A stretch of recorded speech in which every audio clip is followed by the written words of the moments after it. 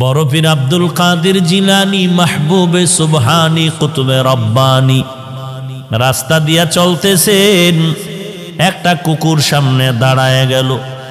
কুকুর ডাক দিয়া কয়, বড় পীর আমার কথার জবাব দিয়া তারপরে যাও, বলো তুমি ভালো নাকি আমি কুকুর ভালো?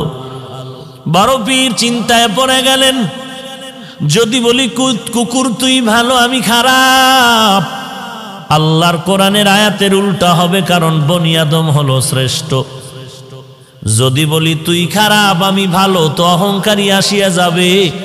আর যদি বলি আমি খারাপ তুই ভালো, তো কোরআনের আয়াতের উল্টা হয়ে যাবে। এখন আমি খারাপও বলতে পারি না, ভালোও বলতে পারি না। আল্লাহর ওলি বান্দা মোরাকাবায় ঢুকলেন, আল্লাহ জবাব দিয়া দিলেন। এই জবাব পাইয়া ডাক দিয়া কয়, কুকুর কবরে যাওয়ার আগে আমি তোকে বলতে পারবো না আমি ভালো নাকি আমি খারাপ, কারণ আমাকে সবাই বড় পীর বলে ডাক দেয়, কিন্তু মরণের পরে আমার সামনে কিছু যাবে না। আমার 3টা পাতলা কাপড় আমার আসল বিছানা হবে। ওই অন্ধকার কবর 3.5 হাত মাটির ঘর হবে। ওই কবরে যাওয়ার পরে সাথী নাই, বাতি নাই। আল্লাহ পাকের 2 জন ফেরেশতা প্রশ্ন করার জন্য আসবে। আসার পরে 1 নাম্বার প্রশ্ন, রবের পরিচয় দাও। 2 নাম্বার প্রশ্ন হবে তুমি ধর্মের পরিচয় দাও। 3 নাম্বার প্রশ্ন হবে তুমি রহমাতুল লিল আলামিনের পরিচয় দাও। যদি আল্লাহর শুকর জবাব দিতে পারি, তাহলে আমি তখন তোমাকে বলতে পারবো আমি আব্দুল কাদের জিলানী ভালো, তুই কুকুর বড় খারাপ। আর যদি ওই প্রশ্নের জবাব দিতে না পারি, তখন আমার কবর হয়ে যাবে জাহান্নামের আগুন। 1টা নয়, 2টা নয়, 70 থেকে 99টা সাপ কবর ভরে যাবে। 2 পার্শ্বের মাটির চাপ। তখন আমি জবাব দিয়া বলতে পারবো, কুকুর তুই ভালো, আমি মানুষেও ভালো হতে পারলাম না, কারণ আমার কবরের মধ্যে আগুন জ্বলে, আমার আযাব হচ্ছে, তোর কোনো আযাব নাই। আমি কবরে যাওয়ার আগে তোকে জবাব দিতে। জিলানী ডাক দিয়া কয়, ও দুনিয়ার মানুষ, মরণের আগে কবরে গিয়া নাজাত না পাওয়ার আগ পর্যন্ত নিজেকে ভালো মনে করার উপায় নাই। আমারে মাওলানা না বললে মনে কষ্ট পাই, আমারে আন্তর্জাতিক মুফাসসির না বললে কষ্ট পাই, আমাকে হাজী সাহেব না বললে কষ্ট পাই, আমাকে খতিব সাহেব না বললে বড় কষ্ট পাই। আমি প্রিন্সিপাল, আমি মুফতি সাহেব, আমি মুহাদ্দিস, এটা দাবি করে কত গর্ববোধ করি, কত অহংকার। কিন্তু কবরে গিয়া যদি নাজাত না পাই, আমার মাওলানাগিরি মুফতিগিরি টাইটেলে আমার কোনো কাজ আসবে না। আর আমার টাইটেল লাগবে না যদি কবরে গিয়া আমলের কারণে আল্লাহ মাফ করে দেয়। আমি মাওলানা হওয়ারও দরকার নাই, মুফাসসির মুহাদ্দিস হওয়ারও দরকার নাই। আমার মতো ভালো জমিনে দুনিয়ায় আর কেউ হতে পারবে না। এরে নবীর উম্মতের দল, দিল্লি শাহী জামে মসজিদের মধ্যে খতিব হলেন শাহ ওলিউল্লাহ মুহাদ্দিসে দেহলভী রহমাতুল্লাহ আলাই। জুমার নামাজের খুতবায় যখন দাঁড়ায়, রুমাল দিয়া চেহারাটা ঢাকিয়া দাঁড়ায়। একজন দাঁড়ায় বলে, হযরত আপনি চেহারা ঢাকিয়া খুতবা পড়েন, কারণটা কি? আল্লাহর ওলি বলে, বাবা আগামী জুমায় তুমি জবাব নিতে আসবা। আগামী জুমায় যখন আসলো, বলে আমার কাছে দাঁড়াও। আল্লাহর ওলি শাহ ওলিউল্লাহ মুহাদ্দিস তার রুমালটা ওই প্রশ্নকারীর মাথায় দিলেন। প্রশ্নকারী একটা চিৎকার দিয়া বেহুশ হয়ে জমিনে পড়ে গেল। হুশে আসার পরে বলে, বাবা রুমালটা মাথায় দেওয়ার কারণে তুমি চিৎকার দিলা কেন?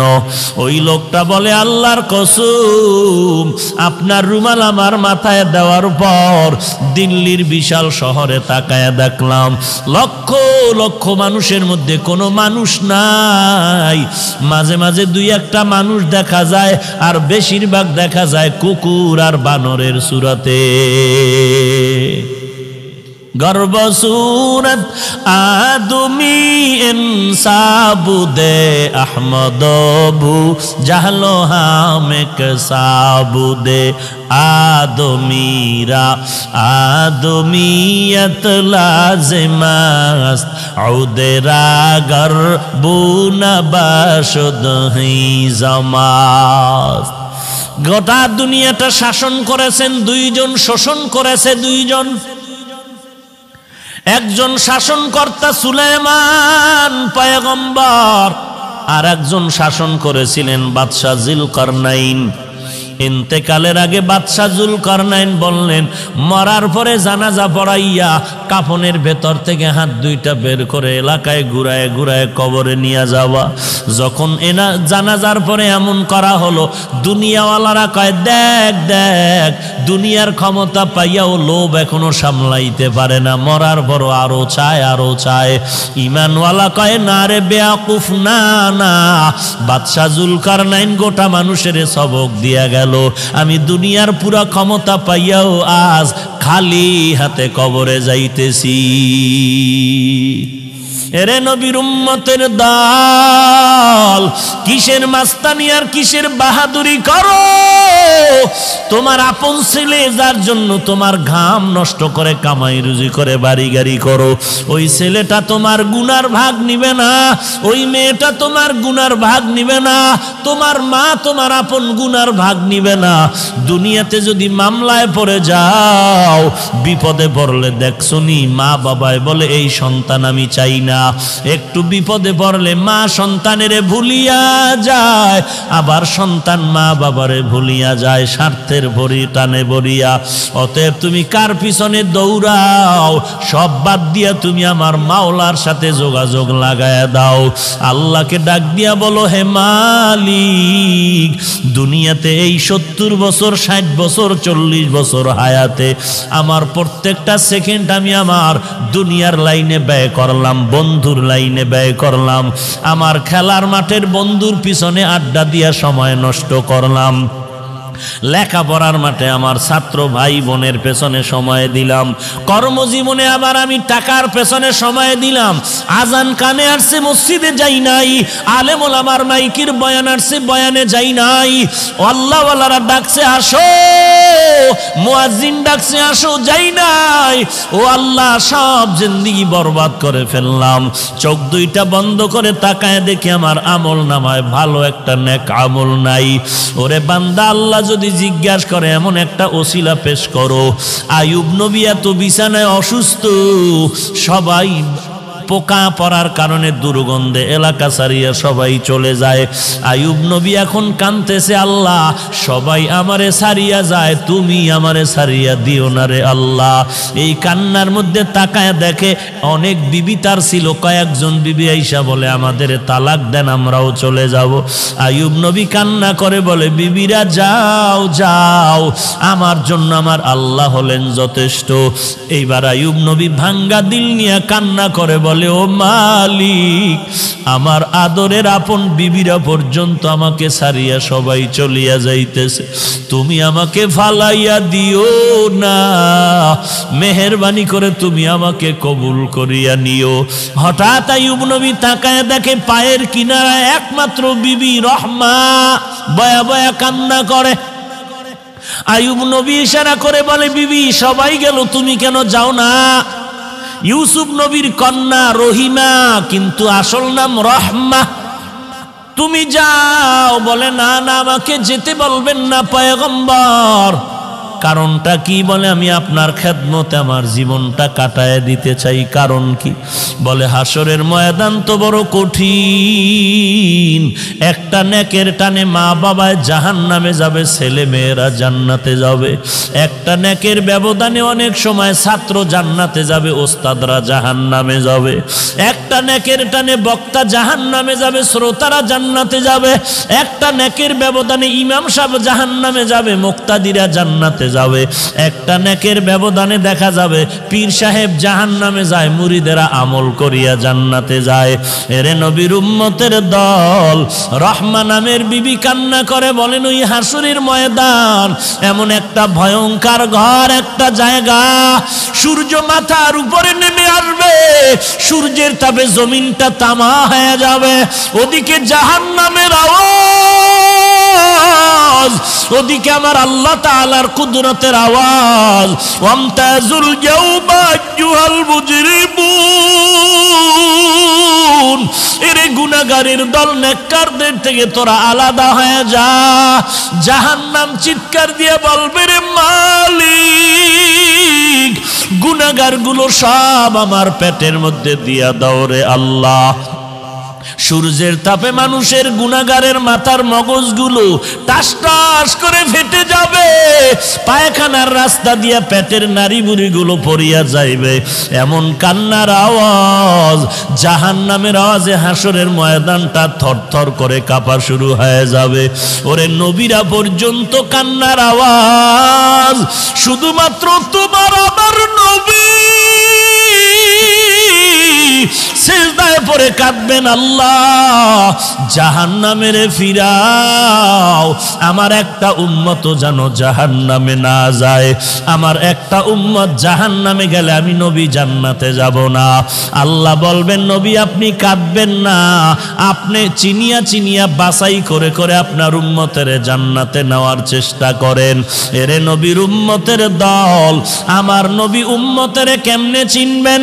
আম্মা জান আয়েশা রাদিয়াল্লাহু আনহা বলেন, কোটি কোটি মানুষের মধ্যে উম্মতের চিনবেন কি করে? আল্লাহর নবী বলেন, হে আয়েশা, বড় গাভীর পাল, গরুর পাল, বকরির পাল, ওই বকরির পালের মধ্যে যদি কোনো বকরির কপালে চাঁদের সাদা চিহ্ন থাকে, এইটা চিনা কেমন কঠিন? বলে অনেক সহজ। বলে হাসরের কোটি কোটি মানুষের মধ্যে আমার যারা আসল উম্মত, ওযু বানাইয়া 5 বেলার নামাজ পড়বে, আমি নবী তাকায় দেখব ওযুর অঙ্গগুলো তাদের নূরের আলোতে ঝলমল ঝলমল করতে থাকবে। আমি নবী বাছাই করে করে জান্নাতের ময়দানে নিয়ে যাব। রহিমা কান্না করে বলে, পয়গম্বর, হাসরের দিন যদি আল্লাহ আমি রহিমাকে ডাকিয়া বলে, এমন কোন আমল নিয়ে আসছো নাকি যাতে করে তোমাকে মাফ করে দিব? ওই দিন যদি আমার কোনো আমল না পাই, আমি আল্লাহর কাছে দাঁড়ায় বলবো, হে মালিক, আমি একজন তোমার আদরের নবীর স্ত্রী, তুমি আমাকে উসিলায় মাফ করে দাও। আমার আল্লাহ নবীর মোহাব্বতে আমি রহিমাকেও মাফ করে দিতে পারেন। এরে পর্দার আড়ালের মা, আমি হাফিজুর রহমানের মা, মা তুমিও মা। মনটা কি চায় না একজন আলেমের মা হয়ে কবরে যাও, একজন হাফেজে কোরআনের মা হয়ে কবরে যাও। তুমি মরার পরে তোমার সন্তান জানাজা পড়াবে, তুমি মরার পরে তোমার সন্তান কবরে গিয়া কোরআন পড়ে দোয়া করবে। যদি এমনটাই চাও, স্বামীর খেদমত করো, সন্তানের কোরআনওয়ালা বানাও, আল্লাহর মোহাব্বত নিয়ে পর্দা করে চলো, আর আল্লাহর কাছে চোখের পানি ছেড়ে কান্না করো, আল্লাহ এমন সন্তানের মা বাবা বানায় দাও যেই সন্তান আমি মরার পরে জানাজার ইমাম হতে পারে। এরে যুবক, আল্লাহর কাছে তওবা কর। যৌবনের 3 ভাগের 2 ভাগ গুনাহের কাজে ব্যয় করছো, আর কয়দিন বাহাদুরি করবি? এখান থেকে ঘর পর্যন্ত যাওয়ার গ্যারান্টি তোর হাতের মধ্যে নাই। এরে যুবক, আমিও তো তোর মতো একটা যুবক সন্তান।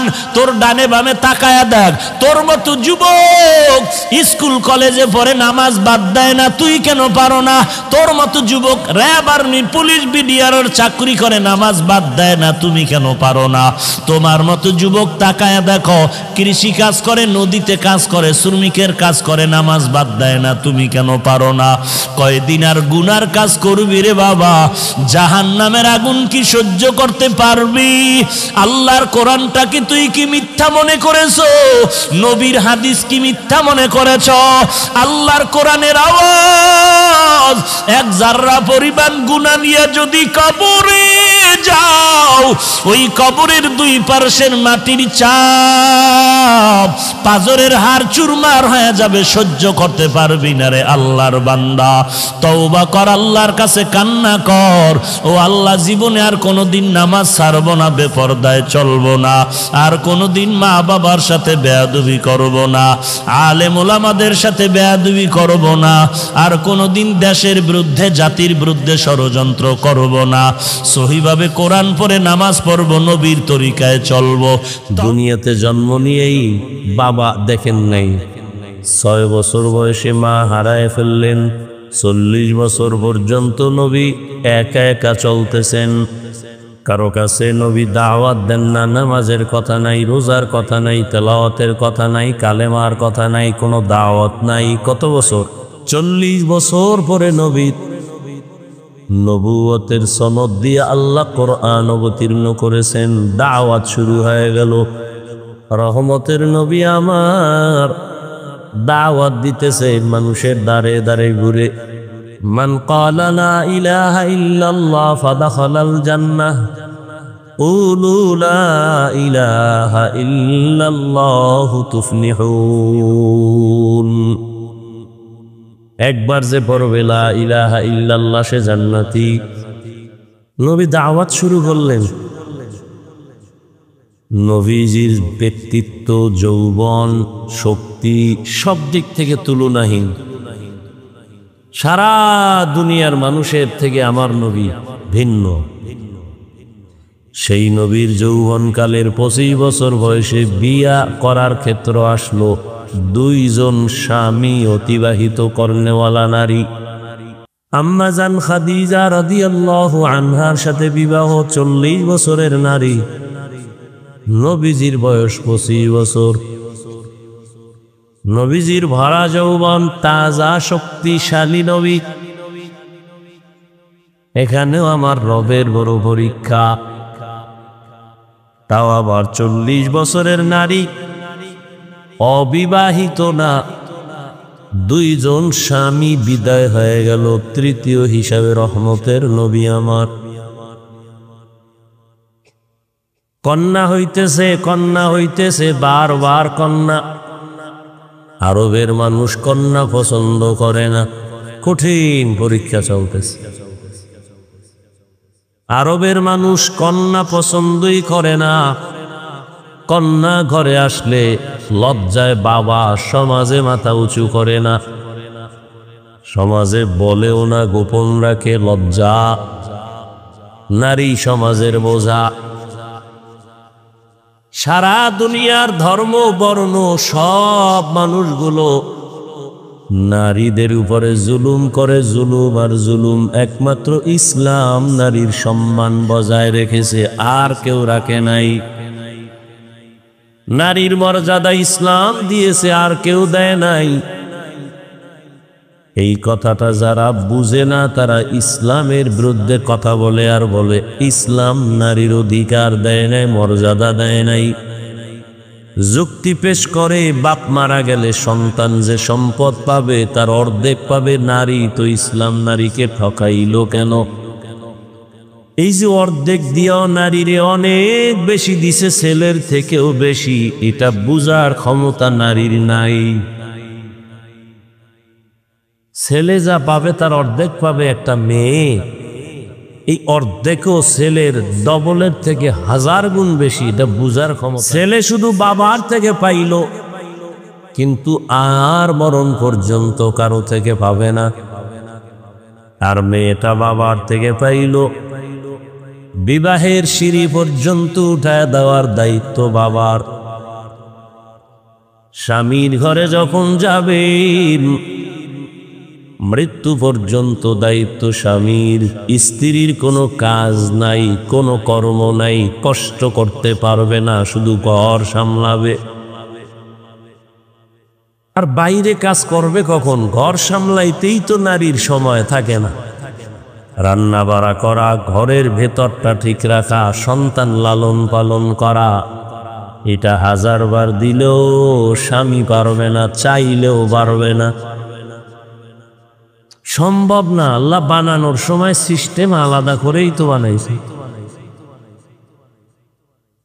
দুনিয়ার চরিত্রহীন লম্পটেরা, এরা নারী আর পুরুষের সমান অধিকার দিতে চায়। আল্লাহকে আমি বানাইছি তো সমানভাবে বানাই নাই, তুই সমান করবি কেমনে? স্বামী যদি মরে যায়, সন্তান আল্লাহ দিছেন, সন্তান তার লালন পালন করবে মা হিসাবে। এখন এক বুদ্ধিমান পুরুষ বা বুদ্ধিমতী মহিলা প্রশ্ন করবে, হাফিজ ভাই ধন্যবাদ, কথা বুঝলাম, তবে এমন নারী যদি হয় স্বামী নাই, মা নাই, বাবা নাই, ছেলে মেয়ে কেউ নাই, উপায় কি? মদিনার আদালত বলে, ওই মাকে কোনো কষ্ট দিবা না, ঘরের মধ্যে রাখিয়া আরামে খানা দেও, আরামে ঘুম পাড়াও। সরকারের দায়িত্ব মহিলাকে সম্মানের সাথে রাখতে হবে, কোনো কাজ করাইয়া কষ্ট দিতে পারবে না। নারীকে কোনো কষ্ট দিতে পারবে না। হ্যাঁ, মুসিবতের জন্য আল্লাহ দুনিয়া দিছেন, এটা পরীক্ষার হল। পরীক্ষার হলে যখন পরীক্ষার্থীরা ঢুকে, সময় 3 ঘন্টা, প্রশ্নের উত্তর যে ভালো লাগবে তাকেও যেমন সময় 3 ঘন্টা, যে উল্টা পাল্টা লাগবে তার সময় কয় ঘন্টা। ম্যাজিস্ট্রেট গার্ড ঘুরতেছে, দেখে পরীক্ষা ঠিক মতো হলে চলতেছিনি। এক ছেলে জনমের মতো লেখতেছে, পেপার শেষ, লুজ নিতেছে, আর একটাই বয়ে বয়ে কলম কামড়ায় আর ঘুমায়। যে দ্রুত লেখে তাকে বাহ দেয় না, যে শুধু বসে আছে তাকে কিছু বলে না, তুই লেখো না কেন, থাপ্পড়ও দেয় না। কারণ পরীক্ষার হল, এখানে বাধা দেওয়া যাবে না, উৎসাহ দেওয়া যাবে না, কারণ প্রতিযোগিতা চলতেছে। ফলাফলের বেলায় বের হবে কে পুরস্কার পাবে, কে তিরস্কার পাবে। দুনিয়াটা পরীক্ষার হল, এখানে কে আল্লাহর হুকুম মতো চলবে, কে চলবে না, স্বাধীনতা দিছেন, বাধাও দিবে না। তুমি দাড়ি কাটো, আল্লাহ নিষেধ করবে না, নামাজ পড়ো, আল্লাহ নিষেধ করবে না। তুমি যদি বেপর্দায় চলো, আল্লাহ তোমাকে দৈরেই মাইরে ফলাইবে না। তুমি যদি পর্দা করো, তোমাকে আরশে আজিমে নিয়ে যাবেন না। পরীক্ষা চলতেছে, প্রতিযোগিতা চলতেছে, আগাইতে থাকো, ফলাফল হবে হাসরের দিন। হ্যাঁ, তবে দুনিয়ায় ধৈর্য ফলাইবেন কোন সময়? কয় ম্যাজিস্ট্রেট পরীক্ষার হলে যখন চলে, ছেলে মেয়েরা লেখুক বা না লেখুক, নীরবে চুপচাপ, কোনো আওয়াজ নাই, কিন্তু হঠাৎ ম্যাজিস্ট্রেট নজর করছে, একটা পরীক্ষার্থী জুতার ভিতরে দিয়া নকল বের করছে, নকল। এবার কয় ব্যাট নিয়ে আসো, শিকল নিয়ে আসো, পুলিশের গ্রেফতার করো, একে আউট করে দাও, পরীক্ষার হল থেকে বের করো, ইজ্জতের গলায় আগুন লাগায় দাও। বুঝেননি কথা? পরীক্ষার হল মুমিনের, তুমি নামাজ পড়ো না, আল্লাহ তোমাকে জাগাত ধরবেন না। হ্যাঁ, সীমা লঙ্ঘন যদি করো, মরার আগেই ধরা। অন্যায় করবে একটা সীমানা তো দেওয়া আছে, সীমা পারায় গেলে মরার আগেই ধরা। দলিল قال رسول الله صلى الله عليه وآله وسلم اثنان يعجلهما الله في الدنيا البغي وعقوق الوالدين। দুইটা অন্যায় আছে, করলেই শাস্তি দুনিয়ায় মরার আগে। 1 নম্বর অন্যায় হলো জুলুম, 2 নম্বর অন্যায় মা বাবার সাথে বেয়াদবি। জমিনে যারা জুলুম করবা, শাস্তি হবে মরণের আগে। রাসূলের সহিহ হাদিস। রহমতের নবীর চেহারা একবার দেখলে যার 7 দিনের ক্ষুধা থাকে না, যেই রহমতের নবীর চেহারা দিয়ে নজর দিলে জাহান্নামের আগুন হারাম। কেমন মায়ার নবী আমার, যে রহমতের নবী সম্পর্কে আম্মা জান আয়েশা রাদিয়াল্লাহু আনহা বলেন, সুই সুতা নিয়ে আমি সেলাইয়ের কাজ করতেছি, সন্ধ্যাবেলা বাতির তেল শেষ হয়ে নিভে গেছে, হাতের সুইটা পড়ে গেছে জমিনে, অন্ধকারে কই পাবো সুই। ও দুনিয়ার মানুষ, তোমাদেরও একটা সূর্য আছে, আমি আয়েশার একটা আলাদা স্পেশাল সূর্য আছে। তোমাদের সূর্যটা সকালবেলা উঠে সন্ধ্যাবেলা অস্তমিত হয়, আর আমি আয়েশার সূর্য প্রতিদিন এশার নামাজের ভয়ে আমার হুজরায় উদিত হয়। রহমতের নবী আমার এশার নামাজ পড়ে যখন আমার হুজরায় প্রবেশ করলেন, রহমতের নবীর চেহারার আলোতে দেখি সুইটা খুঁটির গোড়ায় পড়ে আছে। কেমন মায়ার নবী, চিনলা না? নেতারে চিনছো, নেতার জন্য জীবন দাও। নেত্রীরে চিনছো, জীবন দাও। যারা নবীরে চিনছে যারা, তারা নবীর জন্য জীবন দেয়। যারা আল্লাহরে চিনছে তারা আল্লাহর জন্য দেয়। সব পাগলামি চলতেছে দুনিয়া। হ্যাঁ, সব পাগলামি। দুনিয়ার সবাই পাগল। সবাই কি? দুনিয়াতে যত মানুষ সব পাগল, এমন একজন মানুষ নাই যে পাগল না। পৃথিবীতে যত মানুষ সবাই কি? পাগল। কেউ টাকার পাগল, কেউ বাড়ির পাগল, কেউ গাড়ির পাগল, কেউ নারীর পাগল, কেউ ক্ষমতার পাগল, কেউ চেয়ারের পাগল। আম্মা জান আয়েশা বলেন, রহমতের নবীর ঘাম বোতলের মধ্যে ভরে আমি রাখতাম, আর বড় বড় অনুষ্ঠানে আমি আতর হিসেবে ব্যবহার করতাম। কেমন রহমতের নবী, যার জীবনে কোনোদিন একটা মিথ্যা কথা বলেন নাই। কেমন রহমতের নবী আমার, যে রহমতের নবী কোনদিন কাউকে একটা গালিও দেন নাই। গালি শুনছেন হাজার হাজার গালি, একটা জবাবও দেন নাই। কেমন মায়ার নবী, রহমতের নবী। নবীজি কোনদিন জীবনেও চোখ গরম করে কারো দিকে তাকান নাই। নবী কোনদিন চক্ষু দুটো গরম ভাবে করে কারো দিকে তাকান নাই, কারণ নবী তো হালকা গরম দৃষ্টি দিয়া তাকাইলে যার দিকে তাকাইব সেকেন্ডের মধ্যে পুড়িয়া যাবে, ও ছাই হয়ে যাবে জাগাত। এটা বুঝারও তো মেধা নাই, এ কথাটা বুঝারও মানুষ নেই। নবী যদি গরম মেজাজে তাকায়, জাকাত পুড়িয়ে যাও।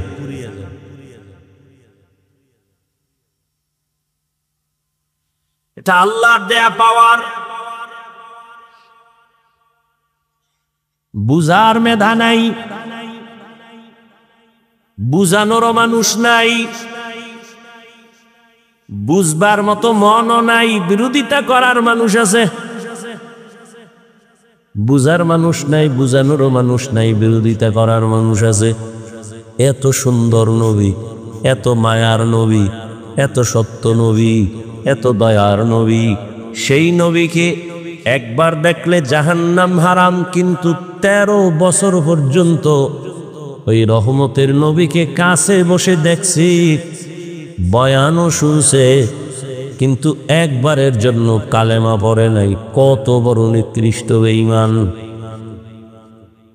13 বছর দেখছে, বয়ানও শুনছে। রাতের বেলা সবাই যখন ঘুমায়, ওই নিকৃষ্ট বেঈমান একা একা চুপি চুপি রহমতের নবীর ঘরের কিনারায় গিয়া দাঁড়ায় দাঁড়ায় রহমতের নবীর জবানের তেলাওয়াত শুনে। একদিন তার দলের একজন দেইখা ভালাইছে, চেয়ারম্যান সাহেব আপনি কই গেছেন? কয় মোহাম্মদের ঘরের পাশে। তুই দেখছুনি? কাহা কইস না। কেন গেলেন? সারাদিন যেই মোহাম্মদের গালি দেন, গেলেন কেন?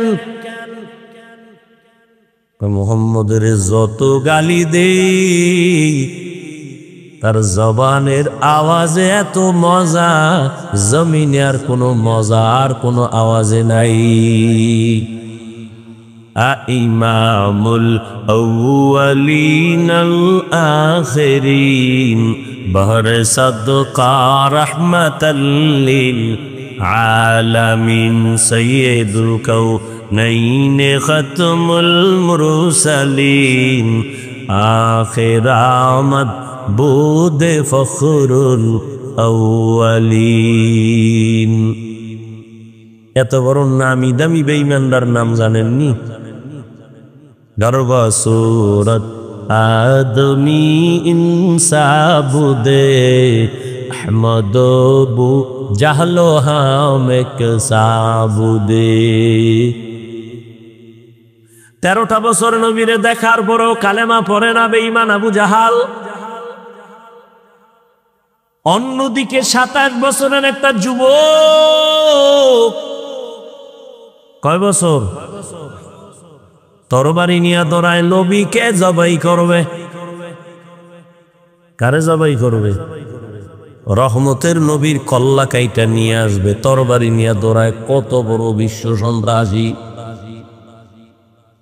রহমতের নবীর মাথা কাটার জন্য দৌড়ায়। এত গরম মেজাজ। ঘটনা আপনারা জানেন। হঠাৎ রহমতের নবীর সামনে গিয়া চেহারা দেখা তরবারি ফালায়, বলে, ও রহমতের নবী, আমাকে মাফ করে দেন, কালেমার রশি আমার গলায় পড়ায়া দেন। 13 বছর দেখে কালেমা পড়ে না, আর জবাই করনেওয়ালা কালেমাওয়ালা হয়ে গেছে। এর নাম কফাল। এর নাম কি? এই কফালওয়ালা কে? কে? মান ইয়াহদিল্লাহু ফাহুয়াল মুহতাদ ওয়া মান ইউদ্লিল ফালান তাজিদা লাহু ওয়ালিয়াম মুরশিদা।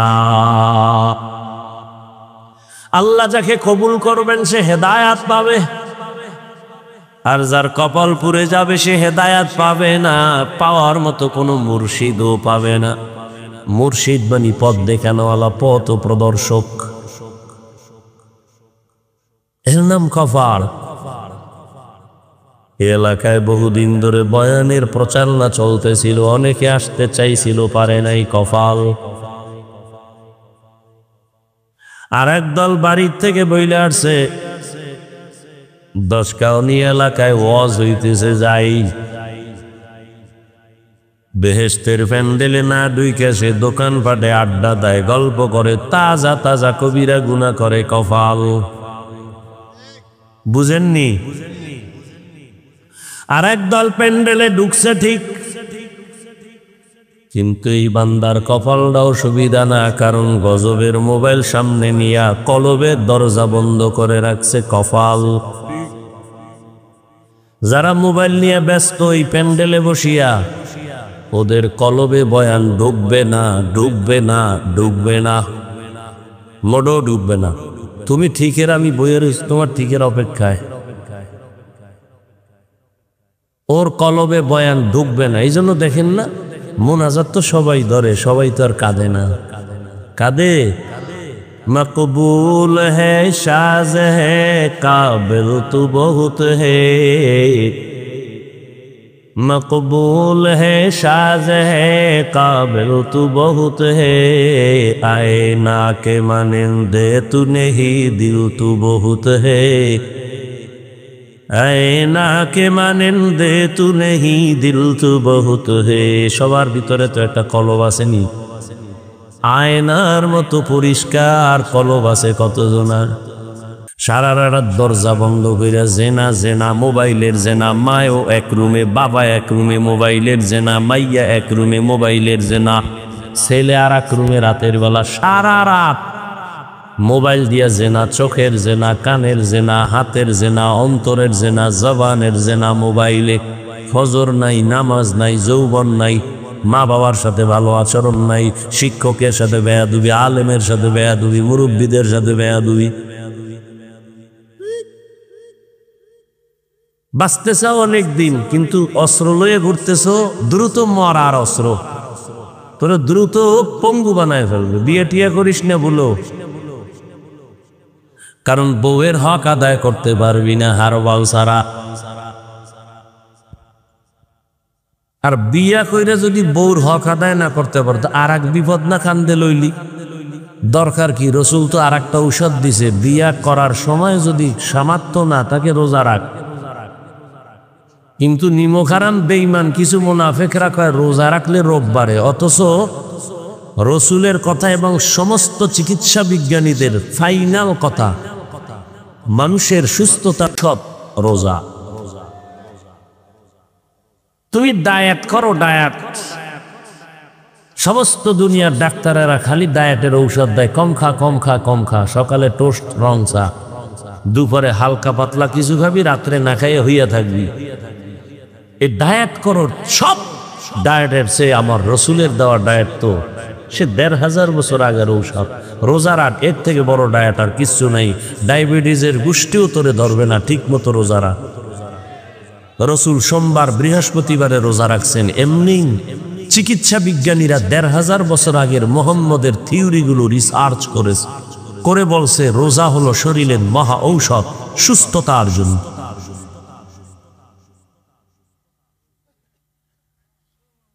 বউয়ের হক আদায় না করতে পারলে বিয়ে করো কেন? তা আর এক বিপদ কান্দে নিলা, নিজের জবাব দিয়েই পারবা না, আবার স্ত্রীর বিপদের জবাব কেমনে দিবা? সন্তানের হক আদায় করতে না পারলে সন্তান নিবা কেন? আর এক চোরাই বইয়ে বইয়ে পান খায় আর বিড়ি টানে। আমি এখন বিয়ে করে বউ হক, আমার তো 3টা। আমি তো সিঙ্গেল মানুষ না, আমি তো সিঙ্গেলের ডবল। এক বউয়ের হক আদায় করতে পারো না রে বাবা, তুমি 2 বউ নেও কেন? হুঁশ নাই, মাস্তানি চলবে না। দুনিয়াতে জাহান্নাম দেখতে চাইলে একাধিক বিয়ে করো।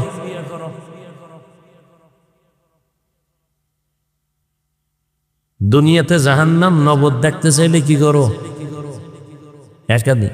এক বিয়ে লইই তো হালকা পাতলা জাহান্নাম দেখা ফেলায় এই মোবাইলের কারণে। ডবল এলে তো ভাই নেই। আমি মাঝে মাঝে বলি, বেইজ্জতি হইয়া তাড়াতাড়ি যদি মরতে চাও, বেইজ্জতি হইয়া তো রাজনীতি কর, নাইলে ডবল বিয়া কর। বর্তমানে যে পচা রাজনীতি আছে না, চান্দাবাজি ধান্দাবাজি রাজনীতি, সব হলো চান্দাবাজ আর ধান্দাবাজ। পৃথিবীতে শ্রেষ্ঠ রাজনীতি কোরআনের রাজনীতি, ইসলামের রাজনীতি। অথচ চোরার ঘরের চোরা রাখা, ইসলামের রাজনীতি নেই। সুলাইমান নবী রাষ্ট্র চালাইছেন, কোরআন শরীফে আছে। ইউসুফ নবী মিশরের অর্থমন্ত্রী ছিলেন, কোরআন শরীফে আছে। আবু বকর ওমর ওসমান রাষ্ট্র চালাইছেন, রসুলের হাদিসে ঘটনা আছে। তোমারে কোন চোরায় শিখাইল ইসলামের রাজনীতি নাই? হ্যাঁ, তোমার পচা রাজনীতি ইসলামে নেই, চান্দাবাজি ধান্দাবাজি ইসলামে নাই। ইসলামে কেমন রাজনীতি? মালিক যেই প্লেটে খাবে, গোলাম সে একই প্লেটে খাবে। ইসলামের রাজনীতি কেমন?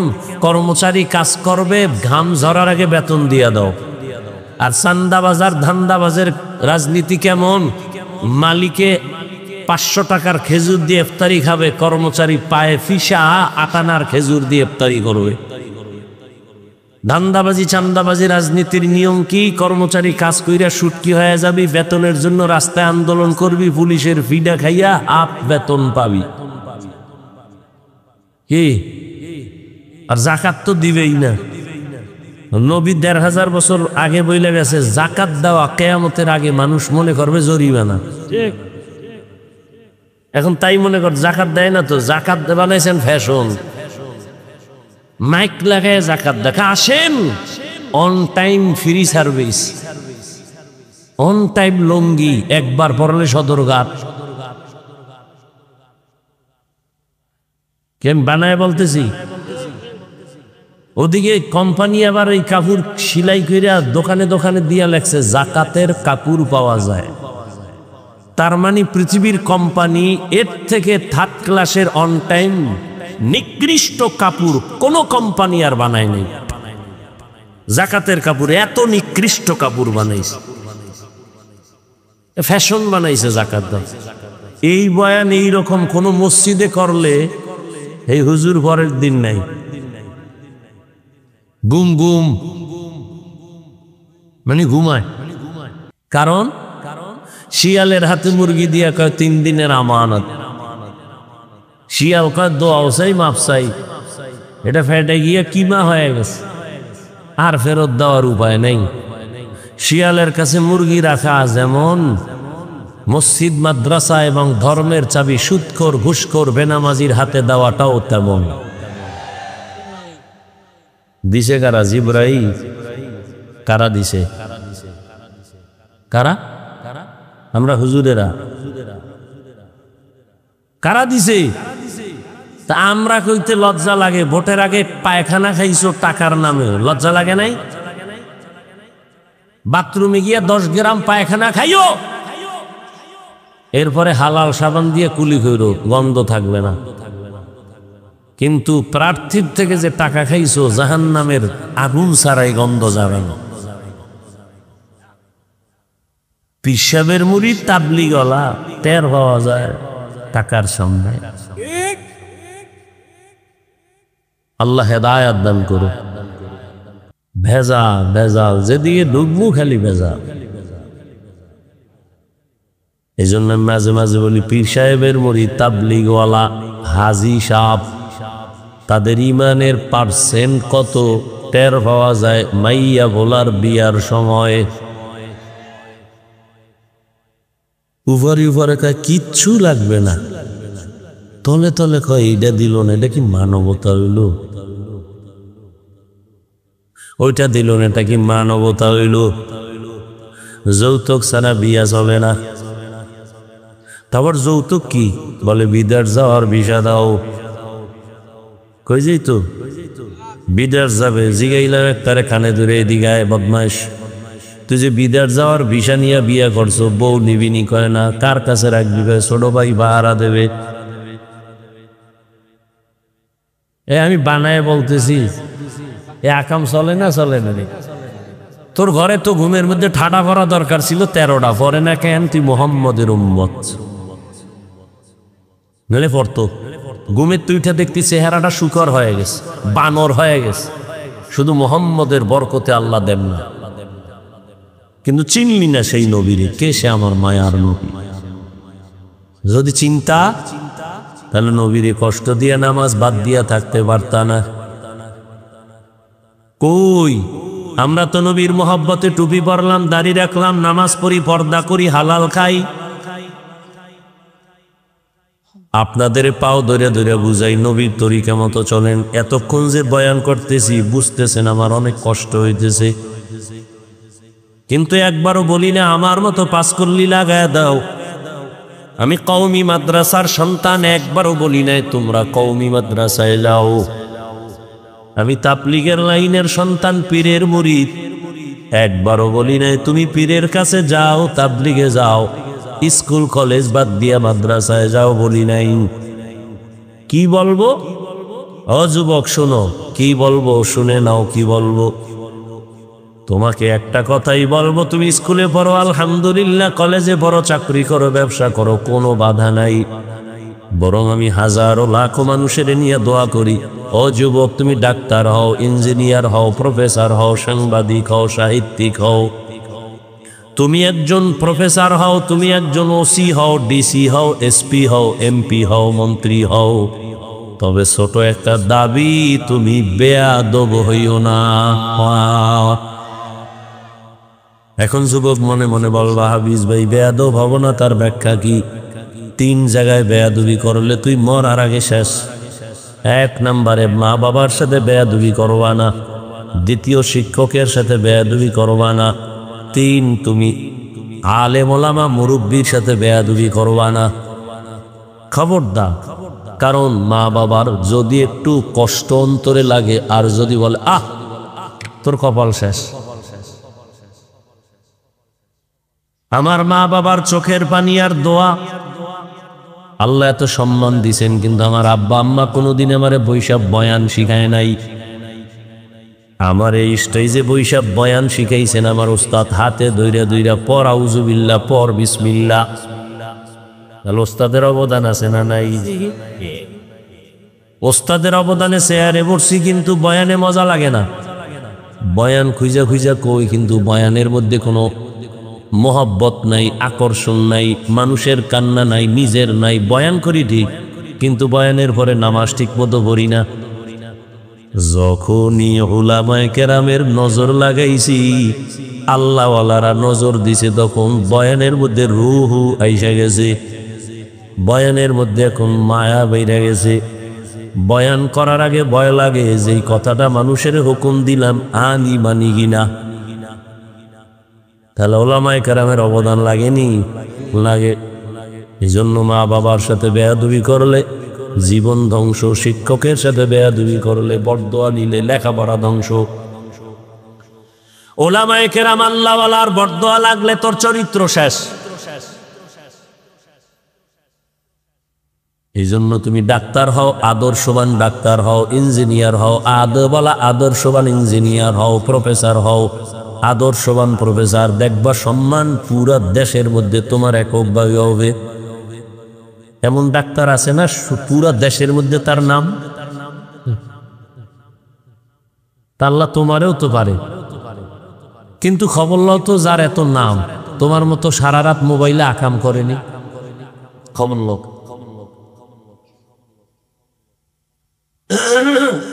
এরে আমার যুবক বাবারা, পর্দার আড়ালের আম্মা জান বোনেরা, বৃদ্ধ বাবাজিরা, কত মানুষ কান্না করে, তদবির নেয় সন্তানের জন্য। বিয়া করছে 10 বছর, সন্তান পায় না। আল্লাহ আপনাদের সন্তান দান করছেন, শুকর আদায় করে একটা সন্তান ডাক্তার বানাবেন, দুঃখ ছিল না, কিন্তু বেয়াদব বানাইলেন কেন? আপনার সন্তান কেন আলেমের বিরুদ্ধে ফেসবুকে লেখে? আজকে একজনে দেখাইল বাংলাদেশের অনেক আলেমরাও ভালো করে তারে চিনে না। এই ভালো করে শুনেন, বাংলাদেশের উলামায়ে কেরামের মধ্যে অনেক আলেমরা তারে ভালো করে চিনে না। ছাত্ররা তো আরো আগেই চিনে না। তবে আমি আল্লাহর কসম করে বললেও ভুল হবে না, বাংলাদেশে হাতে গোনা যদি সর্বোচ্চ লেভেলের 5 জন কোরআন হাদিসের গভীর এলেমওয়ালা থাকে, এর মধ্যে প্রথম সারির সিরিয়ালে বাইতুল মুকাররমের খতিব আল্লামা আব্দুল মালিক সাহেব দামাত বারাকাতুহুম। চ্যালেঞ্জ, এই কথা যে অস্বীকার করবে সে মুনাফিক। আমি চ্যালেঞ্জ দিলাম, বাংলাদেশের সর্বোচ্চ লেভেলে, সর্বোচ্চ যদি 2 জন থাকে, একজন আব্দুল মালিক। চ্যালেঞ্জ। কিন্তু আজকে তার বিরুদ্ধে একজনে দেখাইলো, তার নাম নিয়ে ফেসবুকে অকথ্য ভাষায় গালাগালি করছে এক মা বাবার অভিশপ্ত সন্তান বেয়াদব। আমি তো সারা বাংলাদেশে বলি, যারা আলেম ওলামার বিরুদ্ধে ফেসবুকে লেখে ওরা বেয়াদব, ওরা মা বাবার অভিশপ্ত সন্তান, ওদের উপরে মা বাবার লানত, মা বাবার বরদোয়া। একটু আগেও বলছি, ও কখন চাকার তলে মাথা ঢুকে যাবে, ও কখন পইরে পাও ভাঙবে, পঙ্গু হবে, খবরও থাকবে না। এই ছোট বয়সে বহু দেখছি বেয়াদব। রাস্তাঘাটে চলতে থাকি সারা রাত, দেখি বহু পাগল, ইংলিশে কথা কয়, পাগল ল্যাংটা পাগল, আরবিতে কথা কয়। চিন্তা করলাম পাগলে আবার ইংলিশে কোচিং করে নাকি কোথাও। খুঁজা খুঁজা হিসাবটা বের করে দেখলাম, না না, ও আসলে স্কুল কলেজের ভালো ছাত্র ছিল, বেয়াদবি করে পাগল হয়েছে। মাদ্রাসার ভালো ছাত্র ছিল, বেয়াদবি করার কারণে রাস্তার পাগল হয়ে গেছে। এত বড় আল্লাহর ওলি, এত বড় বুজুর্গ, এত বড় আল্লাহওয়ালা। আমি আজকে কিন্তু শুরুতে বসে একটা কথা বলছিলাম, মনে আছে? ভুলে গেছেন শুরুতেই, যে আমি হাফিজুর রহমানের 14 গোষ্ঠীরে পড়াইতে পারবে। এরকম বড় আলেম আছে কিন্তু মাইকের সামনে বয়ান করতে পারে না, সেটা ভিন্ন। নাই হুজুর, আব্দুল মালিক সাহেব দামাত বারাকাতুহুম। কি বলবো, এমনি বলা টলা সাইডে দিস, কারণ নেফাকি অন্তর অলাদি তোর কম জ্বালায় নাই। বাইতুল্লাহর গিলাপ ধইরা নিজের সংশোধনের চেষ্টায় আছে, বলতে চাই না, বললে ওদের ঘুম 100 বছরের জন্য হারাম হয়ে যায়। একটু আগে বলছি না, ইমামের লোকমা তুমি দিবা কেন? লোকমা দেওয়ার সিস্টেম আছে, লোক আছে আলাদা, শরীয়ত নির্ধারণ করে দিয়েছে। যে কেউ লোকমা দিলে হবে না, ওটা লোকমা হবে না, হবে বেয়াদবি। আল্লাহ হেদায়েত দান করুন। আমি আমাদের হেদায়েত চাই, বেয়াদবের হেদায়েত চাই না। কারণ ভালো করে লিখে রাখবেন, আল্লাহ যদি কারো উপরে অসন্তুষ্ট হন, তার প্রথম পরিচয় সে আলেমের পিছনে লাগবে। এটা প্রথম পরিচয়, আল্লাহ তার উপরে বেজার। বড় দুঃখ, কোথায় রসুলের আদর্শ, কই আমাদের অন্তর, কই রসুলের আদর্শ, কই আমি উম্মত। ইসলাম ইসলাম করো, নামাজ নাই ইসলাম, রোজা নাই ইসলাম, দাড়ি নেই ইসলাম, টুপি নেই ইসলাম, সুন্নত নেই ইসলাম। করতে পারবা, কিন্তু তোমার দ্বারাই জমিনে ইসলাম হবে না, হবে না, হবে না, হবে না। কোনো বেনামাজি দিয়া, কোন সুদখোর ঘুষখোর রসুলের দুশ্মন দিয়া আল্লাহ ইসলামের ঝান্ডা উঠাবেন না, উঠাবেন না, উঠাবেন না। আল্লাহ যাদেরকে দিয়ে উঠাবেন সে লোক আল্লাহ আলাদা তৈরি করে উঠাবেন। দিন হেফাজতের জিম্মা কার? আমনের কাছে দিন ইজারা দেয় নাই। যদি তাই হইতো তো রসুল চলে গেছে, ইসলাম থাকতো না। আছে না এখনো? কিয়ামত পর্যন্ত থাকবে, কারণ এই জিম্মাদারি কার? পরীক্ষা চলছে বড় কঠিন। আল্লাহ বলেন আমি মুমিনের পরীক্ষা নিব 5টা জিনিসের দ্বারা। 1 নম্বরে ভয়, 2 ক্ষুধা, 3 নম্বরে সম্পদের ঘাটতি, 4 জীবনের ঘাটতি, 5 হলো ফলের ঘাটতি। মনে থাকলে বলবেন 5টা পরীক্ষায় পাস করার জন্য পুঁজি লাগবে কি? ধৈর্য। 1 নম্বরের পরীক্ষা আল্লাহর ভয়। এখানে দুনিয়ার ভয়ও আছে। আপনি যদি পর্দা করেন আপনার আত্মীয়তা থাকবে না। বউ বলবে এত পর্দা চাই না, শালি বলবে দুলাভাই চাই না। এখন কি আপনি ওদের ভয়ে পর্দা ছাড়বেন নাকি পর্দা করবেন? এটা পরীক্ষা। আর এক ভয় হলো আল্লাহর আযাবের ভয়। দুনিয়ার কেউ দেখে না আমি মদ পান করি, আমি নামাজ পড়ি নাই, আমি হালাল খাই না হারাম খাই, কেউ দেখে না। কে দেখেন? ওই মালিকের দরবারে দাঁড়াইয়া হিসাব দেওয়ার ভয়। আমি মরিয়া যাব, না খাইয়া মরবো, হারাম খাবো না। এটা কার ভয়? হরকে দারাত খৌফে হক দর দিল মদাম জন্নতুল মাওয়া দেহদ ও রামাকাম জুজবা হক চি জে মখাজ ইনসুজা ফজলে ও আমস্তে দর জুমলা জাহা। আল্লাহর আযাবের ভয়। এটার পাওয়ার কত? যে নবীজির কোনো গুনাহ নাই, আসেনি? আমগো নবীর কোনো গুনাহ আছে? কোন নবীর গুনাহ আছে? যদি কেউ সন্দেহ করে তার ঈমান চলে যাবে, বউটা তালাক হয়ে যাবে। সমস্ত নবীরা নিষ্পাপ মাসুম, কিন্তু এই ভয় সম্পদের এত দাম, এত মূল্য। রহমতের নবী যার কোনো গুনাহ নাই, যেই নবীর জন্য আমার আল্লাহ নিজে আশেক। কেমন নবী? মুসা নবী আল্লাহর বন্ধু, ঈসা নবী আল্লাহর বন্ধু, ইব্রাহিম আল্লাহর বন্ধু, ঈসা আল্লাহর বন্ধু, ইউসুফ আল্লাহর বন্ধু। এক কথায় সব নবীরা আল্লাহর বন্ধু, মুহাম্মদুর রাসূলুল্লাহ আল্লাহর বন্ধু। তবে ব্যবধানটা কি?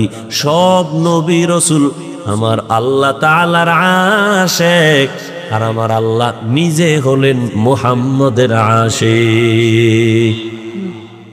ব্যবধান আছে না নাই? জিন্দেগি মে বন্দেগি তু করনা হে,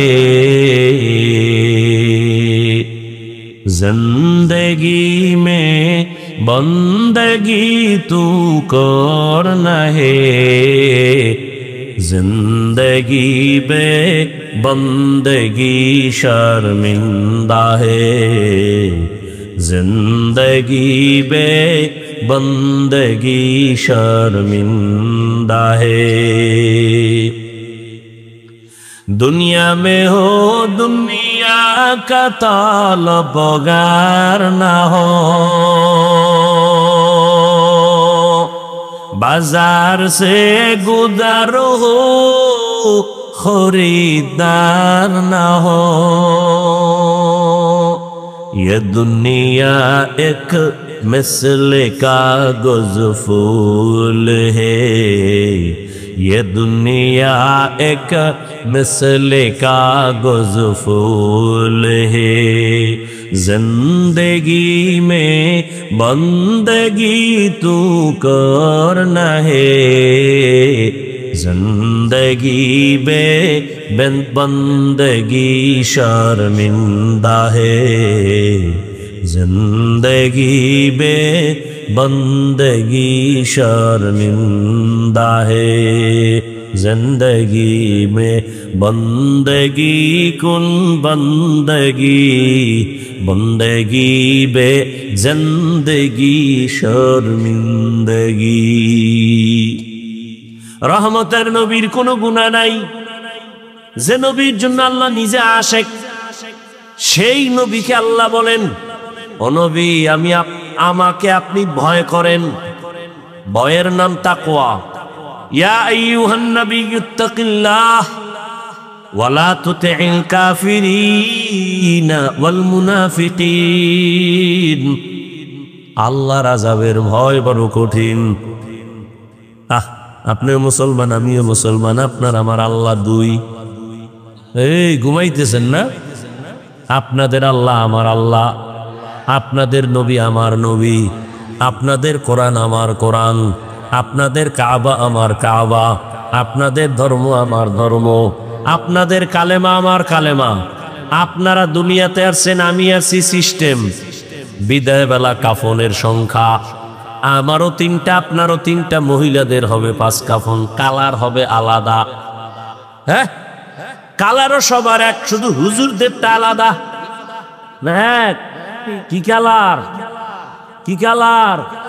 কালার লইয়াও কিলাকিলি করো, কে সবুজ, কে কালো, কে সাদা, কিলাকিলি করো রে বাবা। মরণকালে কাফনের কালারও সমান, কাফনের সংখ্যাও সমান। কাফনের উপরে লেখা থাকবে বড় হুজুরের লাশ, চেয়ারম্যান সাহেবের লাশ। কে ধনী, কে গরিব, কে আলেম, কে মূর্খ, কে ইমাম, কে মুক্তাদি, কে ডাক্তার, কে রুগী, কোনো ভেদাভেদ নাই। আজকে যতই বাহাদুরি করি, কাফনের মধ্যে প্যাকেট হওয়ার পরে সব বাহাদুরি শেষ। কবরের সাইজ হবে, শুধু এলাকার কবর একটু বড় হবে। প্রশ্ন হবে কয়টা? আলাদা আলাদা না, তাও এক। রবের পরিচয় দাও, ধর্মের পরিচয় দাও, রহমাতুল লিল আলামিনের পরিচয় দাও। ও আমার কলিজার মা বোনেরা, ও যুবক বাবারা, ও বৃদ্ধ বাবাজিরা, আপনার আমার আল্লাহ এক, নবী এক, কোরআন এক, কাবা এক, ধর্ম এক, কালেমা এক, কাফন এক, কালার এক, কবর এক, প্রশ্ন এক। অথচ আমি মুসলমান, টুপি ছাড়তে লজ্জা পাই। আপনারা কেমন মুসলমান যে টুপি দিতে লজ্জা পান? আমি দাড়ি কাটতে লজ্জা পাই, আপনি রাখতে লজ্জা পান। আপনি কেমন ভিআইপি মুসলমান? আমি পর্দা না করলে লজ্জা পাই, আপনারা পর্দা করতে গেলে লজ্জা পান। আমি মসজিদে না ঢুকলে লজ্জা পাই, আপনি ঢুকতে গেলে লজ্জা পান।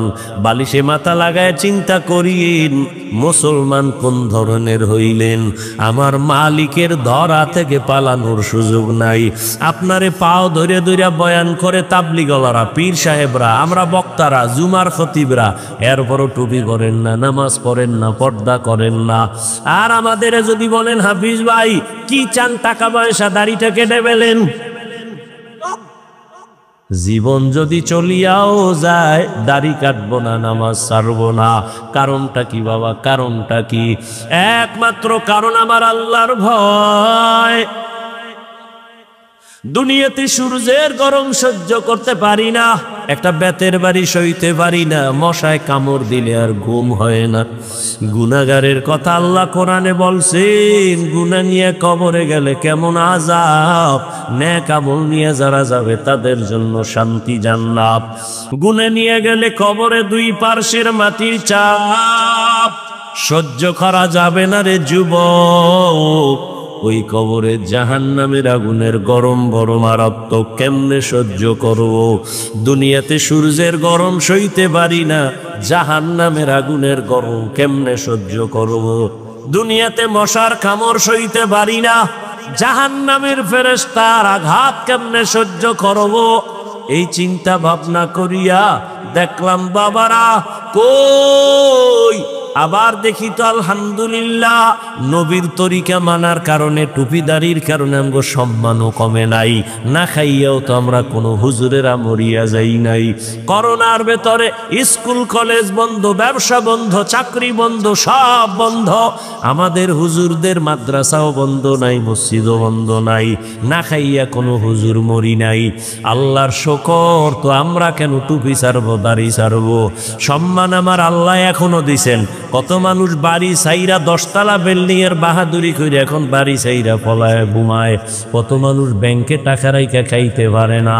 আর আল্লাহর শুকর, আমরা আগেও যেমন ছিলাম সম্মানে এখনো তেমনও আছি। আমার নবীর আদর্শে যদি এত সম্মান দুনিয়াতে পাই, আখেরাতে না জানি আরো কত সম্মান পাই। যদি ঈমান নিয়ে যাইতে পারি, নবীর আদর্শ নিয়ে যাইতে পারি, এই চিন্তা কইরা বাবা নিজেরাও নামাজ পড়ি, আপনাদেরও পায় ধরে ধরে বুঝাই নামাজ ছাড়িয়েন না। ও যুবক বাবারা, জীবনে তো কম নামাজ ছাড়ো নাই, জাহান্নামের পথে তো কম ধরাও নাই, দাড়ি তো কম কাটো নাই। এখনো কি তওবা করবা না? আল্লাহর কোরআন যদি তোমার অন্তর বলে সত্য, গুনাহগারের জন্য আযাব হবে তাও সত্য, এখনো তওবা করো। বলবা হাফিজ ভাই সব বুঝি, কিন্তু কেমনে করি? বাবা নজর করে দেখো, হুজুর না, কোনোদিন মাদ্রাসায়ও পড়ে নাই।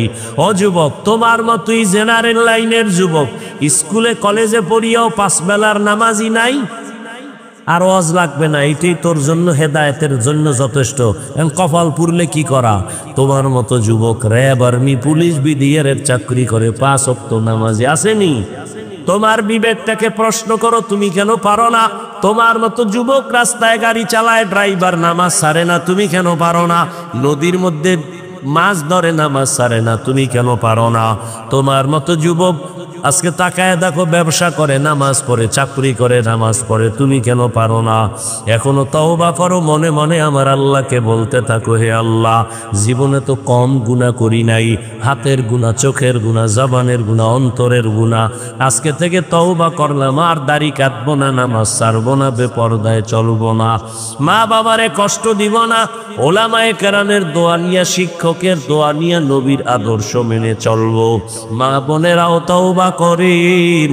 আপনার মতো কত মা বোন এখনো আছে পর্দা করে, 5 ওয়াক্ত নামাজ পড়ে, মোবাইলে সময় নষ্ট করে না, স্বামীর মাল খেয়ানত করে না, সন্তানটাকে আদর্শওয়ালা বানানোর মেহনত করে, দোয়া করে।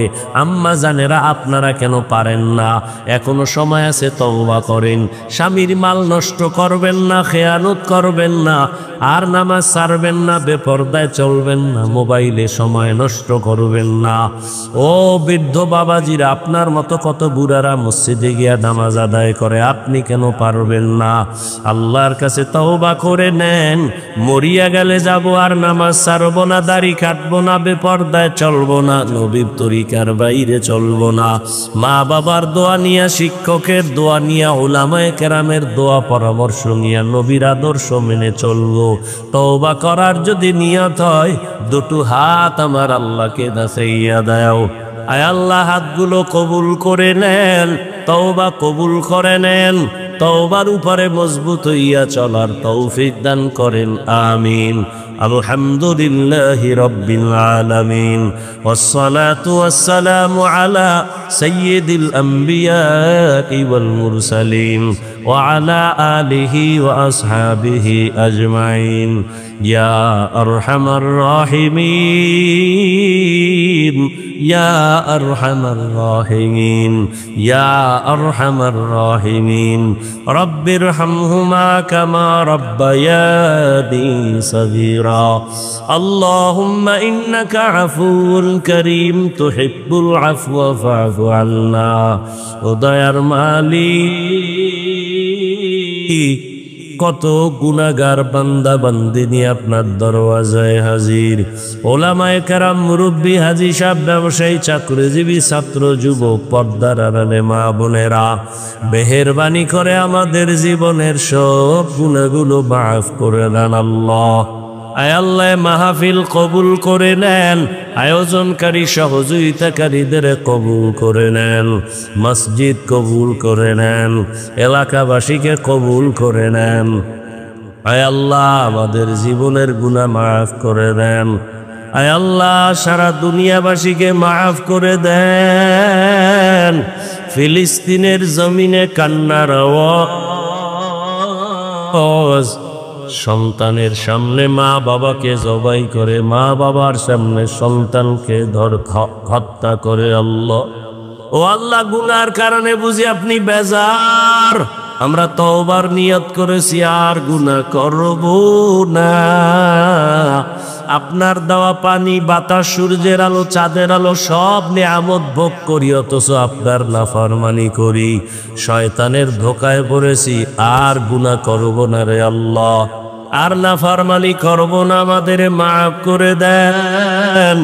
আয় আল্লাহ, সারা দুনিয়ার মুসলমানের ইজ্জতের হেফাজত করেন, জালেমদেরকে ধ্বংস করে দেন আল্লাহ, জালেমদের ধ্বংস করে দেন আল্লাহ, জালেমদের ধ্বংস করে দেন আল্লাহ। বাংলাদেশ শান্তির দেশ বানায় দেন। আয় আল্লাহ, জুলুম থেকে দেশ ও জাতিকে হেফাজত করেন, উলামায়ে আহলে হকের বিজয় দান করেন, বাতিলের মোকাবেলায় বিজয় দান করেন, বাতিলকে বাতিলের দ্বারা দমন করে দেন, বাতিলকে বাতিলের দ্বারা মিটায়া দেন, বাতিলের নেফাকি জাহের করে মুমিনের ঈমান আমল হেফাজত করেন।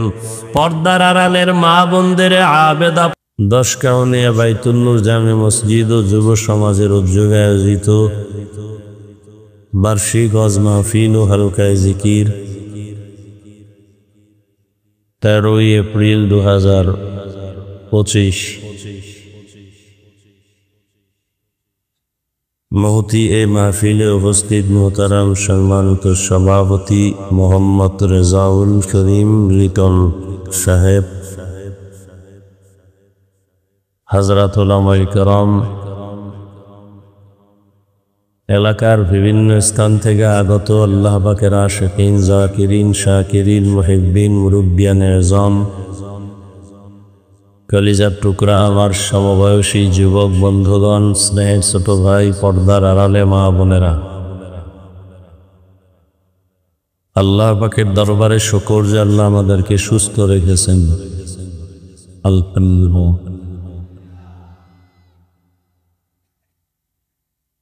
এবং হাজারো লাখো মানুষের ভেতর থেকে আমাদেরকে দয়াময় আল্লাহ বাছাই করেছেন, বেহেশতের বাগানে আসার জন্য তৌফিকও দিয়েছেন। আর একবার শুকর আদায় করি।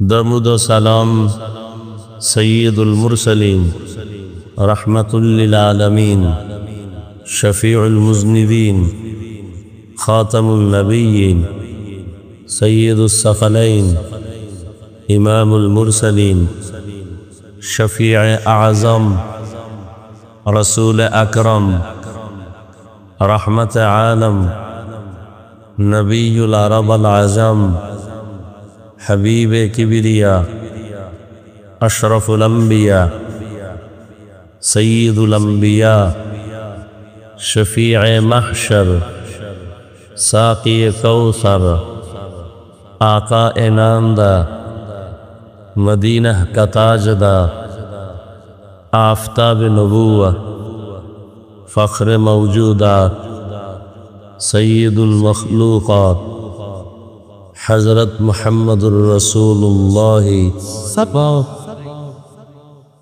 নবীর নামে দরুদ পড়লে গুনাহ হবে। সবাই পড়লেন না কেন? ভাবে আছেন? হ্যাঁ, সবাই পড়েন, আবার পড়েন। এই সাল্লাল্লাহু আলাইহি ওয়াসাল্লাম একবার পড়লে সাথে সাথে 3টা পুরস্কার আল্লাহ দিয়ে দেন।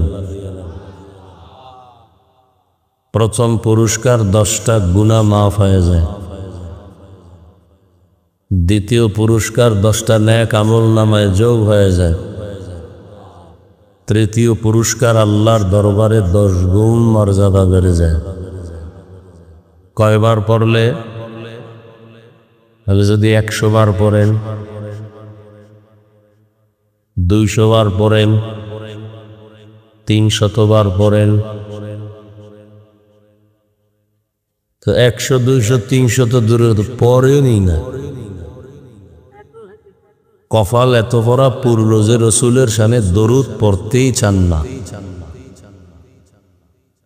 তাও 2-1টা মজলিস দোয়া টোয়া থাকলে হুজুরেরা বইলে অনেক 2-1 বার পরে, তাও মোহাব্বত লাগায় পড়ে না, এমনি আর কি, দায় সারা পড়া।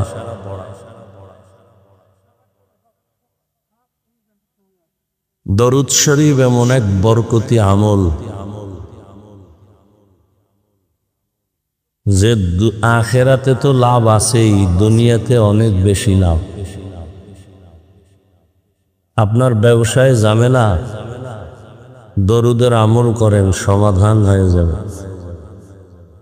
আপনার ঘরে ঝামেলা, অসুস্থ, দরুদের আমল করেন, সমাধান হয়ে যাবে।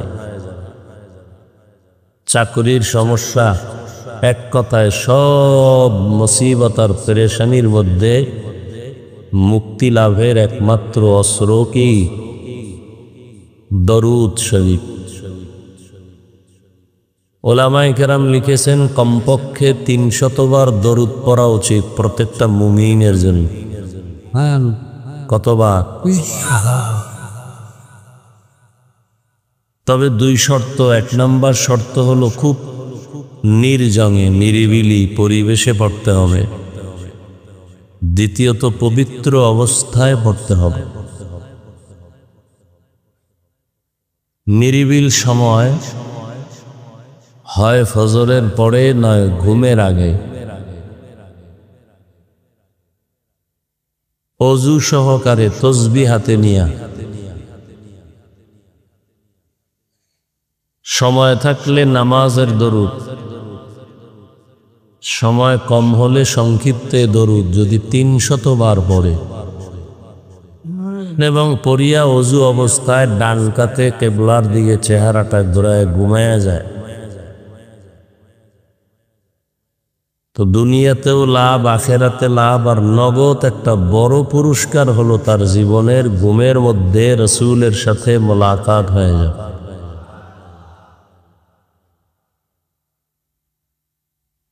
নিয়ত করা যায় তো,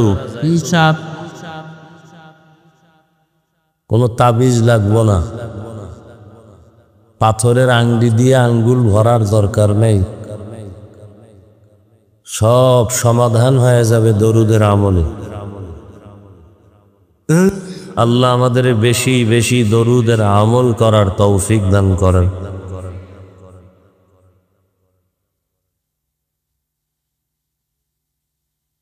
যাদের আয়োজনে আজকের এই মাহফিল, সময় পরামর্শ অর্থ দিয়ে সহযোগিতা করেছেন। আবেগ বেশি তো, আবেগে কাম করলে ভুল বেশি হয়। এই গরমের মধ্যে এই প্যান্ডেলের কি প্রয়োজন ছিল? কমিটির কিছু মানুষ আছে আবেগ বেশি, প্যান্ডেল না করলে বোঝা যায় না এটা ওয়াজ না সিনেমা হল। কিছু চালাক আছে তো মানুষ, অতি চালাক, মানে মাহফিলের তারিখ আগার পাওয়ার আগেই হুজুরের ধাক্কা, ইমাম সাহেব যান ডেট নিয়ে, ডেট পাইলে এরপর হুজুরের আর কোনো টাইম নেই।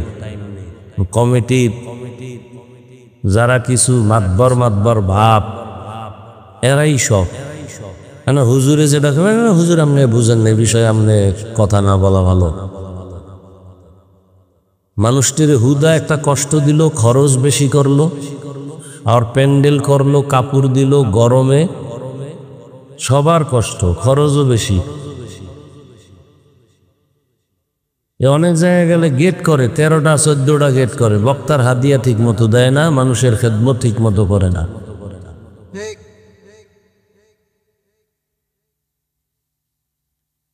এরপরে করছে অনেক নিচা, আরো সাইরাত নিচে দিল তো একটু সুন্দর হইতো। মোটামুটি ফিলিস্তিন ভাবায় পড়ত যে আমরা গুহার মধ্যে আটকায় গেছি।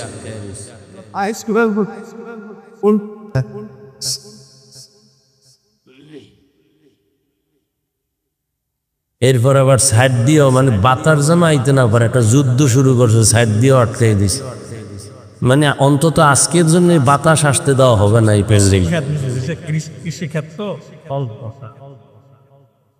এমন ভারী কাপড় দিছে যে বাতাসও এর লাগে জিততে পারত না।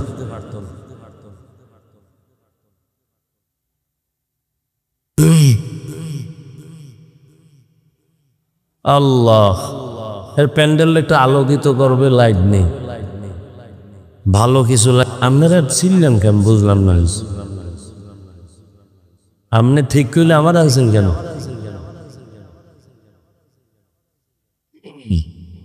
আলোকিত করবে, লাইট দিবে, অন্ধকার বানাইতেছে। পোস্টারের যেই রং পুরো প্যান্ডেলের এই কালার, এটারও কোনো স্যাদবাদ নাই। প্যান্ডেলের অবস্থা ওটাও অন্ধকারই।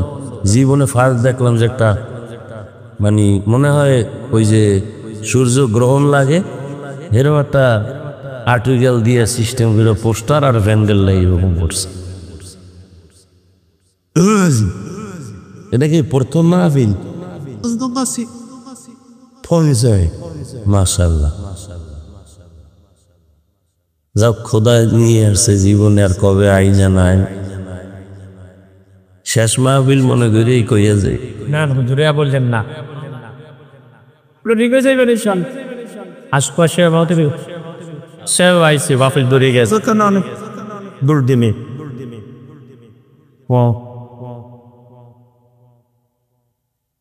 যারা শ্রম দিয়েছেন, যদিও আমি বলছি কথাগুলো, কিন্তু যারা আয়োজন করেন তাদের তো হুঁশ থাকে না। একটা প্রোগ্রামকে অ্যারেঞ্জ করতে গিয়ে অনেক কষ্ট, এই মানুষগুলোকে বসানোর জন্য। অন্য বক্তারা আসা যার, আমি আসা বা এরকম উল্লেখযোগ্য কেউ আসলে তো 10 বছরের কষ্ট 1 বছরে হয়। খরচও বেশি সব দিক থেকে। আলহামদুলিল্লাহ, কি এটা মাদ্রাসা না মসজিদ?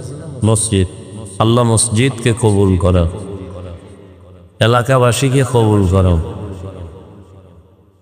আল্লাহ মাহফিলের বরকতে পুরা এলাকার কবরওয়ালাদেরকে জান্নাত দান করে। যারা বেঁচে আছেন হায়াত বাড়ায় দেন, অসুস্থ যারা আল্লাহ মাহফিলের বরকতে সুস্থ করে দেন। আমরা মুসলমান হিসেবে দোয়া করি, আজকের আমরা আরামে বসে বয়ান শুনতেছি, করতেছি, এই দ্বীনের বরকতে আল্লাহ ফিলিস্তিনের জমিনকে রহমতের চাদর দিয়ে আবৃত করে দেন। গোটা দুনিয়ার মুসলমানদের ইজ্জতের হেফাজত করেন। পরস্পরে মিল মোহাব্বতে রসুলের আদর্শ মতো জীবন পরিচালনার এই উঠাবার শুরু হয়ে গেছে। বয়ান শুরুই করলাম না, এর মধ্যে শুরু। তো বসার আপনাদের যদি সমস্যা থাকে ঢুকেন কেন?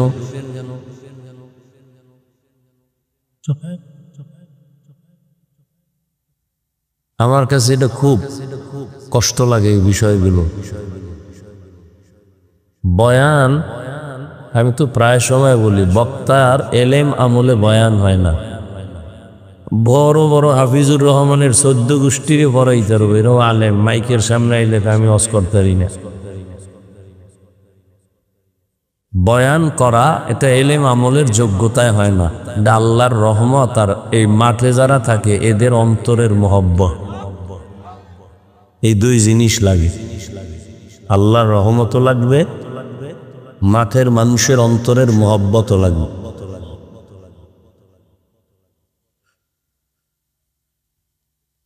কারণ আমরা লেখা ওয়াজ করি না, করাও যায় না, আর করলের মধ্যে বরকতও থাকে না। কি বয়ান করব তাও জানি না, খুতবার মধ্যে আয়াত একটা পড়ছি, এবার এই অনুযায়ী কি কথা হবে তাও জানি না। যে কথা আমার প্রয়োজন, আপনাদের প্রয়োজন, আল্লাহ সে কথাগুলোই আয়াত ও হাদিসের আলোকে বলার তৌফিক দান করুন। ওয়ালানাবলুওয়ান্নাকুম বিশাইইম মিনাল খাউফি ওয়াল জু'i ওয়া নাকসিম মিনাল আমওয়ালি ওয়াল আনফুসি ওয়াস সামারাত ওয়া বাশশিরিস সাবিরিন। আল্লাহ বলেন, ও মুমিন, তোমাদেরকে আমি পরীক্ষা করবই করব।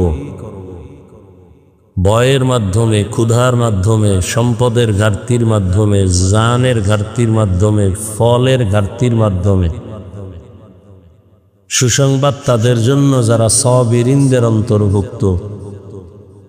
নবীজি বলেন, মাইয়ুরিদিল্লাহু বিহি খাইরান ইউসিব মিন। আল্লাহ যাকে বেশি মহব্বত করেন, ভালোবাসেন, তাকে মুসিবতের পরীক্ষা নেন। মুসিবত দিয়া তার কি নেন? পরীক্ষা নেন।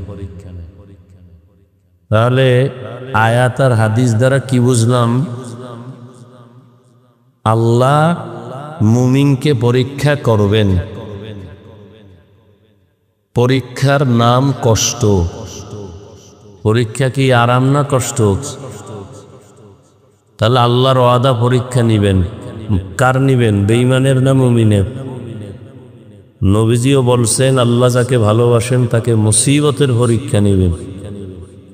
তাহলে বোঝা গেল, দুনিয়ায় যতক্ষণ মুমিন আছে আল্লাহ এদেরকে মুসিবত দিয়েই পরীক্ষা নিবেন।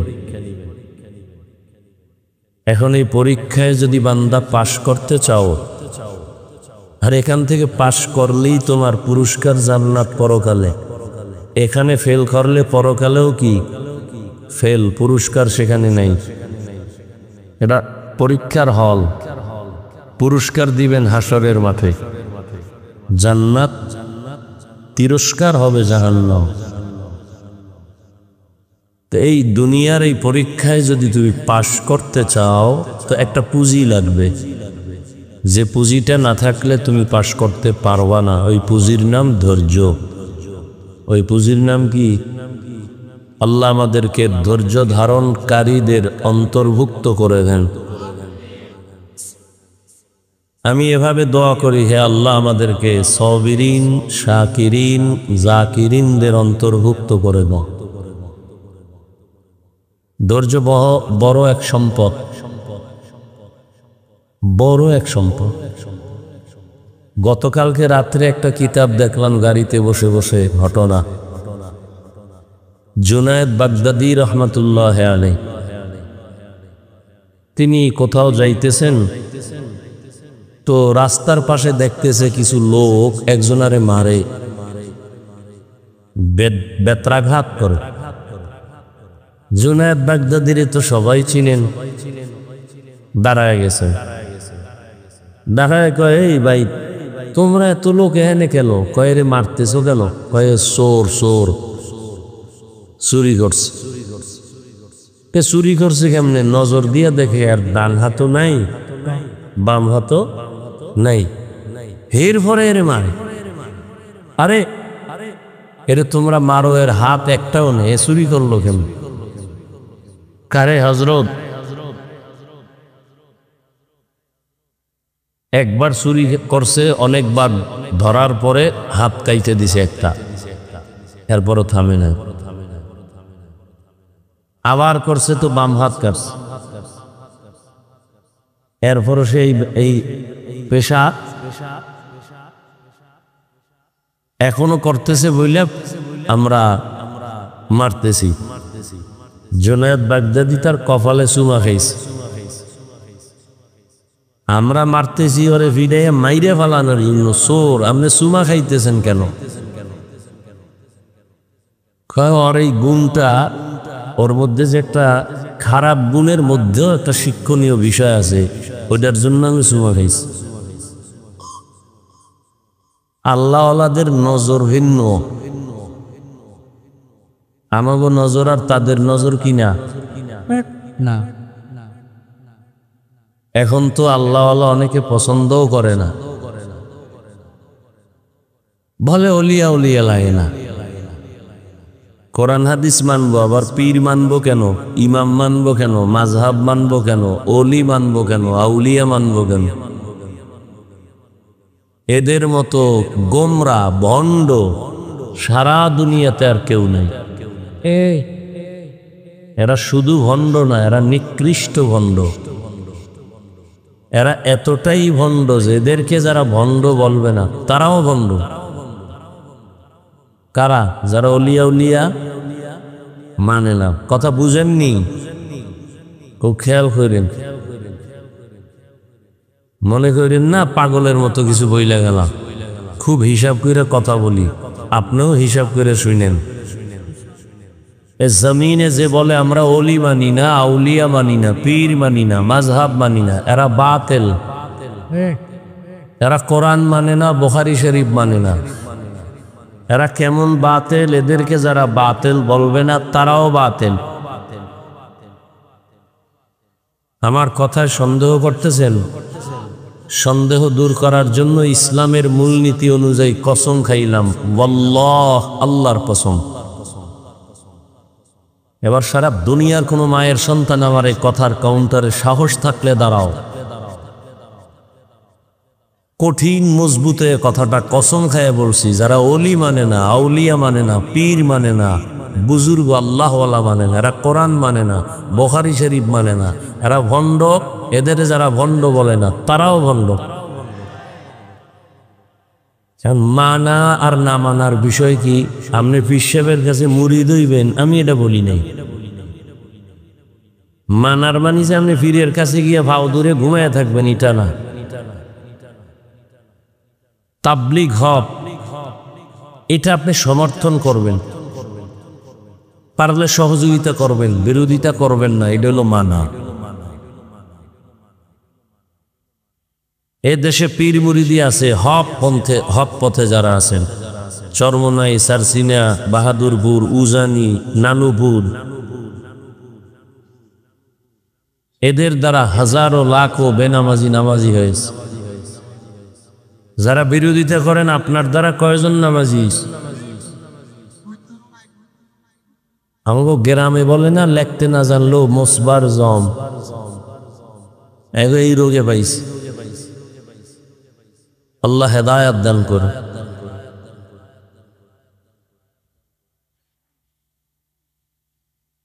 আল্লাহ। তো জুনায়েদ বাগদাদি চুমা খাইলেন কার কপালে? সবাই বললেন চোরের কপালে চুমা খাইলেন কেন? বাহ্যিক দৃষ্টিতে সে চোর, কিন্তু ভেতরে তার এর মধ্য থেকে একটা শিক্ষণীয় বিষয় আমি অবলোকন করেছি, এই জন্য চুমা দিলাম। কি? তার মধ্যে অনেক ধৈর্য, তার মধ্যে অনেক, মানে চুরি করার উপরে এর মধ্যে ধৈর্য। মইরে গেলেও ছাড়বে না, আফকারছে একটার পর আর একটা, এরপরও কি ধৈর্যের সাথে সে চুরি চালায় যেতেছে। ধৈর্য বড় গুণ। চোরের চুরির ধৈর্য তো আর বড় গুণ না, মানে ধৈর্য জিনিসটা বড় গুণ, কিন্তু এটা ভালো কাজে ব্যবহার করতে হবে।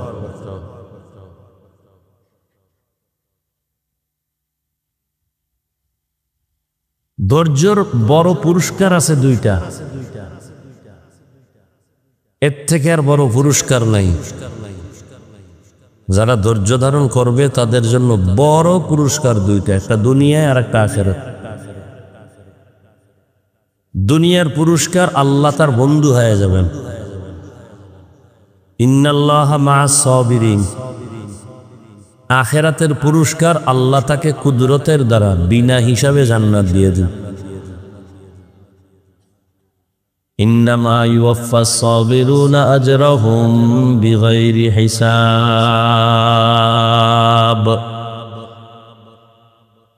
সাবিরিনদের জন্য বেগাইরে হিসাব আল্লাহ জান্নাত দিবেন। সেই সাবিরিনদের অন্তর্ভুক্ত আল্লাহ আমাকে আপনাদের কবুল করে।